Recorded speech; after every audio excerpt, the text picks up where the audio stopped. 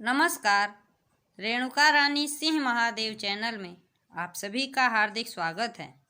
कब और क्यों मनाई जाती है यशोदा जयंती, आइए जानते हैं इस व्रत का महत्व, पूजा विधि और व्रत कथा। हिंदी पंचांग के अनुसार हर साल फाल्गुन माह में कृष्ण पक्ष की षष्ठी को यशोदा जयंती मनाई जाती है। इस साल 22 फरवरी को यशोदा जयंती है। इस दिन माँ यशोदा की पूजा की जाती है। धार्मिक मान्यता के अनुसार इस दिन माँ यशोदा का जन्म हुआ था। माँ यशोदा ने ही भगवान श्री कृष्ण का लालन पालन किया था, जबकि उनका जन्म माँ देवकी के कोख से हुआ था। भगवान श्री कृष्ण ने माँ यशोदा को अपनी माता के रूप में चुना। इससे माँ यशोदा का जीवन भी धन्य हो गया। इस दिन माता यशोदा का विधि विधान से पूजा और व्रत किया जाता है। धार्मिक मान्यता है कि मैया यशोदा की पूजा करने वाले साधक को सुख, सौभाग्य और वैभव की प्राप्ति होती है। इस दिन माताएं अपनी संतान की लंबी आयु और उन्नति की कामना के लिए पूजा पाठ और व्रत करती हैं। यशोदा जयंती के दिन अगर श्रद्धा भाव से भगवान श्री कृष्ण और माता यशोदा जी की आराधना की जाए तो भगवान श्री कृष्ण के बाल रूप के दर्शन होते हैं। यह दिन माताओं के लिए बेहद खास माना जाता है। इस दिन प्रातःकाल गंगा जल युक्त पानी से स्नान ध्यान कर नए वस्त्र धारण करें। इसके बाद एक साफ लकड़ी की चौकी लें और इस चौकी पर थोड़ा सा गंगा जल छिड़क कर पवित्र कर लें।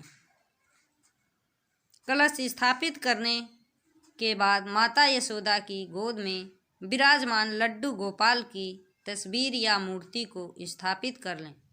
माता यशोदा को लाल रंग की चुनरी, कुमकुम, फल फूल, मीठा, रोट, पंजीरी, माखन आदि सभी चीज़ों को चढ़ाएं। माता यशोदा के समक्ष धूप और दीप जलाएं। इसके बाद आचमन कर अपने आप को पवित्र कर व्रत का संकल्प करें। अब माता की स्तुति निम्न मंत्र से करें। या देवी सर्वभूतेषु शक्ति रूपेण संस्थिता, नमस्तस्यै नमस्तस्यै नमस्तस्यै नमो नमः। या देवी सर्वभूतेषु यशोदा रूपेण संस्थिता, नमस्तस्यै नमस्तस्यै नमस्तस्यै नमो नमः। दिन भर उपवास रखें और शाम में आरती के बाद फलाहार से व्रत का पारण करें। अब जानते हैं यशोदा जयंती की व्रत कथा के बारे में। पौराणिक कथा के अनुसार एक समय की बात है जब माता यशोदा ने भगवान श्री हरि विष्णु के लिए घोर तपस्या की। माता यशोदा की तपस्या से प्रसन्न होकर भगवान श्री हरि ने उन्हें मन चाहा वर मांगने को कहा।